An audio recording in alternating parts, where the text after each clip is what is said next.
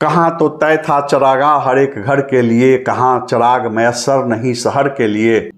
आज मैं बिहार सरकार द्वारा सैकड़ों करोड़ की लागत से निर्मित वीरान इमारतों को दिखाने ले चल रहा हूँ। बिहार सरकार की फाइलों में ये अस्पताल है, 30 बेड वाला अस्पताल। आप इसकी हालत देखेंगे और उसके बाद मैं आपसे सवाल करूंगा कि यह सिर्फ लापरवाही है या एक अपराध है, यह बर्बादी है, उपेक्षा है या सरकारी खजाने से करोड़ों रुपए का दुरुपयोग है। और सबसे बड़ा सवाल, इसके लिए दोषी किसे ठहराया जाए। अगर इन अस्पतालों की जरूरत नहीं थी तो बनाया क्यों गया, और अगर जरूरत थी तो 10 वर्ष बीत जाने पर भी इन अस्पतालों को चालू क्यों नहीं किया गया। और आप कमेंट बॉक्स में जवाब दीजिए कि इन अस्पतालों के निर्माण पर जो सैकड़ों करोड़ रुपए खर्च हुए, क्यों न इन रुपए को राज्य सरकार के तत्कालीन प्रमुख सचिव अशोक कुमार सिंह से वसूला जाए। क्यों नहीं इस फिजूल खर्ची को बिहार सरकार के स्वास्थ्य मंत्री से वसूला जाए, इस फिजूल खर्ची को मुख्यमंत्री से वसूला जाए, या बिहार सरकार के सभी मंत्रियों और सभी प्रशासनिक अधिकारियों से सामूहिक रूप से पैसे वसूले जाएं। नमस्कार, मैं हूं विवेश त्रिवेदी और आप देखना शुरू कर चुके हैं जनता चौक लाइव।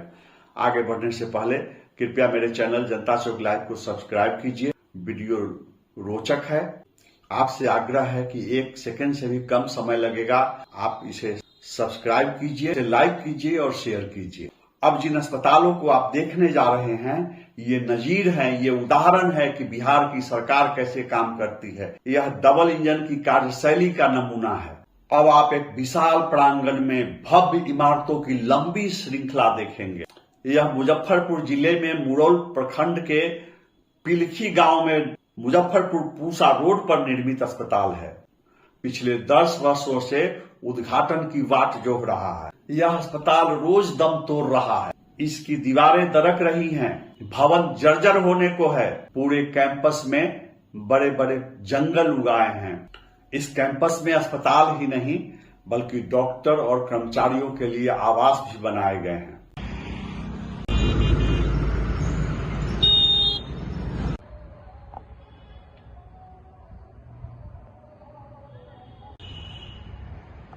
अस्पताल का निर्माण तो मरीजों के इलाज के लिए किया गया था, लेकिन अब हालत यह है कि यह अस्पताल खुद बीमार हो गया है, दम तोड़ रहा है। इस अस्पताल को देखकर हम यही कहेंगे, ये रोशनी हकीकत में है एक छल लोगों, ये रोशनी हकीकत में है एक छल लोगों, कि जैसे जल में झलकता हुआ महल लोगों। न दवा लगी न दुआ, डबल इंजन के इश्क में लाइलाज बीमारी हुए, डबल इंजन के इश्क में लाइलाज बीमारी हुए। हम तब से खुद के भी न रहे जब से हम सरकारी हुए।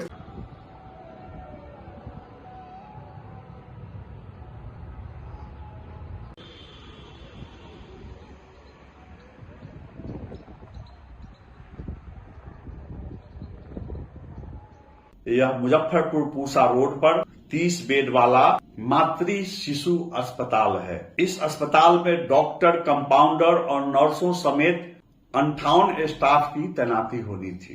तत्कालीन प्रमुख सचिव अशोक कुमार सिंह की जिद कहिए, उनकी सनक कहिए, उनकी अदूरदर्शिता कहिए या उनकी अक्षमता कहिए, भवन तो बनकर तैयार हो गया, अस्पताल बन गया, स्टाफ क्वार्टर बन गए, लेकिन वे यहाँ डॉक्टर, नर्स, कंपाउंडर की तैनाती नहीं करा सके। आज तक उद्घाटन नहीं हुआ। जब कभी इस इलाके के बीमार लोगों को, प्रसूता महिलाओं को अस्पताल में भर्ती कराना होता है, लोग 2-2.5 हजार में भाड़े की गाड़ी लेते हैं और भागे भागे मुजफ्फरपुर सदर अस्पताल पहुंचते हैं, भागे भागे श्री कृष्ण मेडिकल कॉलेज अस्पताल पहुंचते हैं। और सच कहूं तो रोगी और उनके परिजन दलालों के चंगुल में फंसते हैं, प्राइवेट अस्पतालों में जाते हैं, जमीन बंधक रखकर, जमीन बेचकर मरीजों का इलाज कराते हैं। सवाल उठता है कि यह अस्पताल बनाया क्यों गया।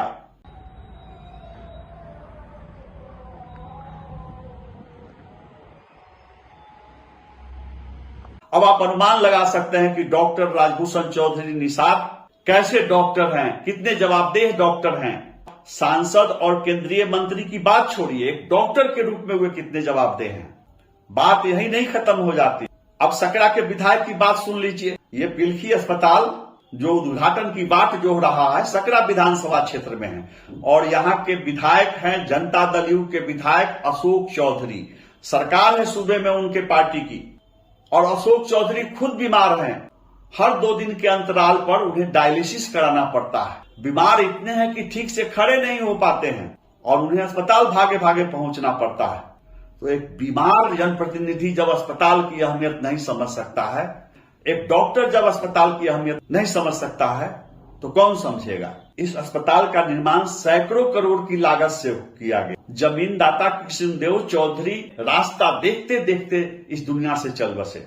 आप सोच रहे होंगे कि इस अस्पताल का निर्माण कैसे हुआ, तो इसी पिलखी गांव के एक आईएएस अधिकारी होते थे, अब रिटायर कर चुके हैं, अशोक कुमार चौधरी, जो आगे चलकर बिहार सरकार के प्रमुख सचिव बने। पूरे मंत्रिमंडल पर उनकी पकड़ थी, मुख्यमंत्री के बहुत विश्वास पात्र थे और उन्होंने अपने पद और प्रभाव का इस्तेमाल करते हुए अपने गांव में अस्पताल बनवा तो दिया, लेकिन वे इस अस्पताल के लिए डॉक्टर की तैनाती नहीं करा पाए, नर्स, कंपाउंडर, अन्य स्टाफ की तैनाती नहीं करा पाए। वे कैसे आईएएस अधिकारी हैं? क्या वे नहीं जानते थे कि सिर्फ भवन बना देने से अस्पताल चालू नहीं हो जाएगा? क्या वे नहीं जानते थे कि डॉक्टर और कर्मचारियों की तैनाती नहीं करने पर सैकड़ों करोड़ पानी में चला जाएगा, बर्बाद हो जाएगा? कहानी बहुत दुखदाई है। प्रमुख सचिव अशोक कुमार सिंह ने अपने गांव के एक जमींदार कृष्णदेव चौधरी से संपर्क किया। उनसे अस्पताल के लिए 1 एकड़ जमीन मांगी। कृष्णदेव चौधरी जी ने अपने पिता मिट्ठू लाल चौधरी और मां राम दुलारी देवी की पुण्य स्मृति में अस्पताल बनाने के लिए 1 एकड़ कीमती जमीन डोनेट कर दी थी। राजकीय राम दुलारी मिट्ठू लाल चौधरी मातृ शिशु मेमोरियल अस्पताल बनकर तैयार है। सवाल उठता है कि इसे चालू क्यों नहीं किया जा रहा। अब तो इसका प्लास्टर उखड़ रहा है, पूरे परिसर में सन्नाटा फैला है, जीव जंतुओं और मवेशियों का अड्डा बना है। दूसरी ओर इस इलाके के लोग गर्भवती महिलाओं को मेडिकल कॉलेज ले जाने के लिए 35-40 किलोमीटर की दूरी तय कर रहे हैं।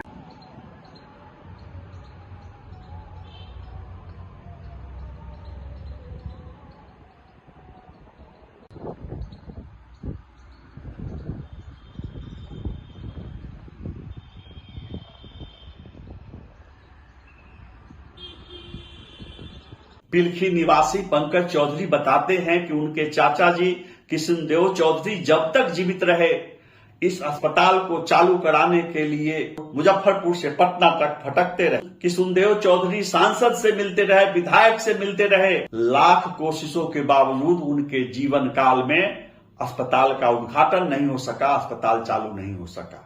15 दिन पहले अस्पताल चालू होने का सपना लिए कृष्णदेव चौधरी दुनिया से चले गए।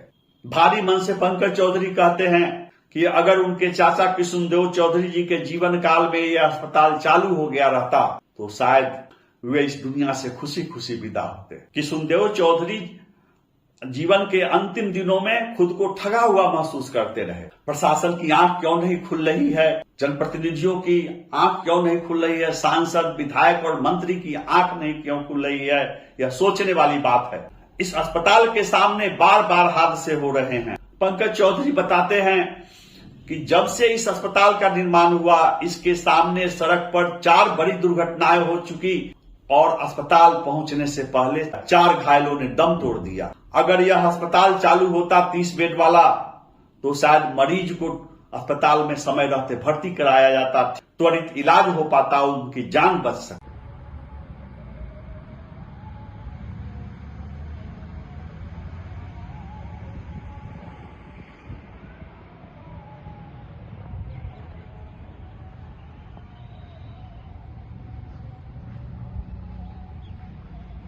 जब बहुत हंगामा हुआ तो मुजफ्फरपुर के सिविल सर्जन ने अपने स्तर से पिलखी अस्पताल में एक ओपीडी चालू किया।